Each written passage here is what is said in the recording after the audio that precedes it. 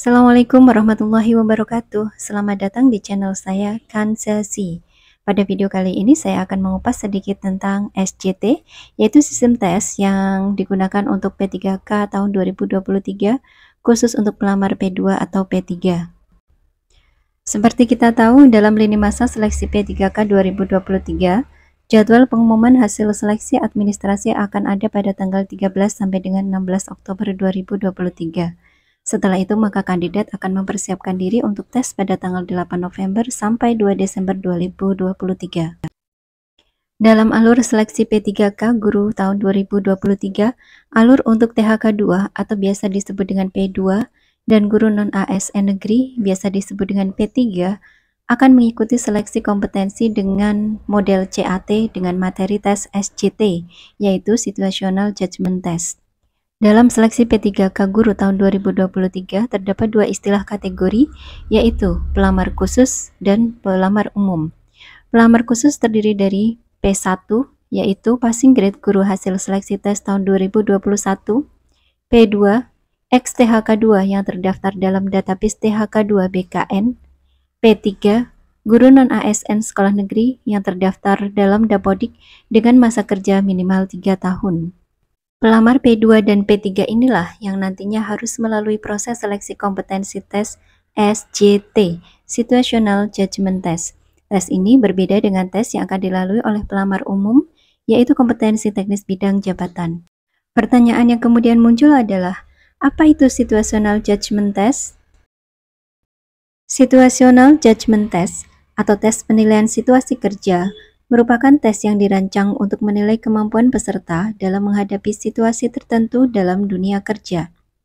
Situasi yang dimaksud tentunya berkaitan dengan tugas seorang guru dan situasi belajar mengajar di sekolah.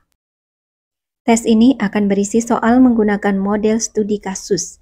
Jadi, soal akan menggambarkan situasi kerja tertentu yang mungkin akan dihadapi oleh seorang guru saat bertugas di sekolah.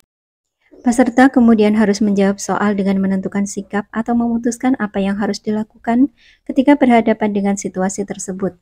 Jawaban tersebut akan menentukan apakah peserta memang memiliki kompetensi guru yang dibutuhkan atau tidak. Contoh soal, Bu Farah, seorang guru kelas 4 SD, menghadapi permasalahan dalam pembelajaran bahasa Indonesia untuk aspek keterampilan menyimak. Hasil analisis masalah menunjukkan bahwa siswa tidak bisa konsentrasi menyimak ketika guru bercerita.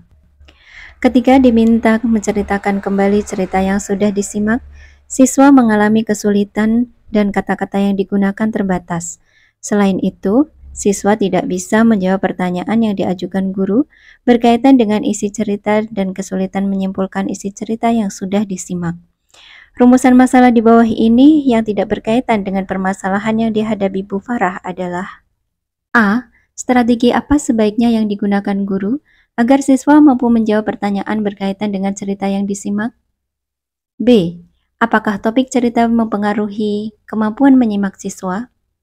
C. Metode apa sebaiknya yang digunakan guru agar siswa bisa konsentrasi menyimak? D. Bagaimana cara memotivasi siswa agar mau bertanya dan bercerita di depan kelas? E. Media apa sebaiknya yang digunakan guru agar siswa memahami cerita yang disimak? Untuk dapat memahami model-model soal semacam ini, teman-teman bisa membaca pada instrumen PKG atau penilaian kinerja guru, karena dari sanalah sari SJT ini diambil. Misal, dari kasus Bu Farah tadi akan sinkron dengan kompetensi menguasai teori belajar dan prinsip-prinsip pembelajaran yang mendidik. Teman-teman dapat menganalisis setiap indikator yang menjadi penanda munculnya kompetensi ini pada instrumen PKG. Misal, dalam kompetensi menguasai teori belajar dan prinsip-prinsip pembelajaran yang mendidik, maka indikator yang bisa memunculkan adanya kompetensi ini adalah: 1.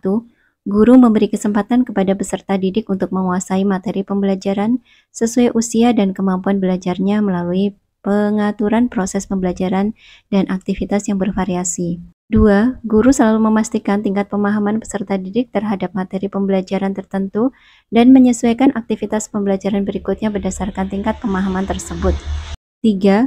Guru dapat menjelaskan alasan pelaksanaan kegiatan atau aktivitas yang dilakukan, baik yang sesuai maupun yang berbeda dengan rencana, terkait keberhasilan atau kekurangberhasilan pembelajaran. 4. Guru menggunakan berbagai teknik untuk memotivasi kemauan belajar peserta didik. 5. Guru merencanakan kegiatan pembelajaran yang saling terkait satu sama lain dengan memperhatikan tujuan pembelajaran maupun proses belajar peserta didik. 6. Guru memperhatikan respon peserta didik yang belum atau kurang memahami materi pembelajaran yang diajarkan dan menggunakannya untuk memperbaiki rancangan pembelajaran berikutnya. Dalam kasus Bu Farah tadi, murid kelas 4 kesulitan menyimpulkan isi cerita karena mereka tidak dapat menyimak dengan baik.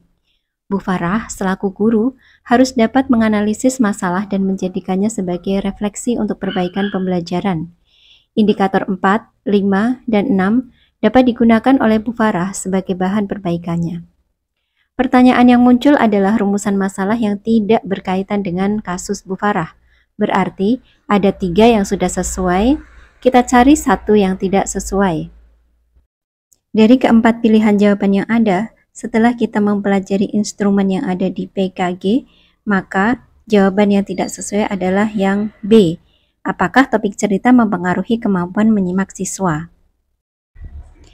Nah, teman-teman P2 dan P3 calon peserta seleksi CASNP 3K tahun 2023 itu adalah contoh soal-soal yang akan muncul dalam tes CAT, Situational Judgment Test atau SJT yang akan dilaksanakan bulan November nanti.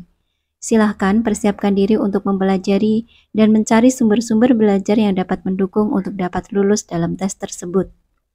Silahkan berikan komentar jika membutuhkan pembahasan lebih banyak lagi terkait soal-soal SJT tersebut. Jangan lupa dukung channel saya dengan subscribe, like, dan share ke media sosial teman-teman semua agar channel ini lebih dapat saya kembangkan untuk berbagi informasi yang dibutuhkan. Terima kasih, semoga bermanfaat. Assalamualaikum warahmatullahi wabarakatuh.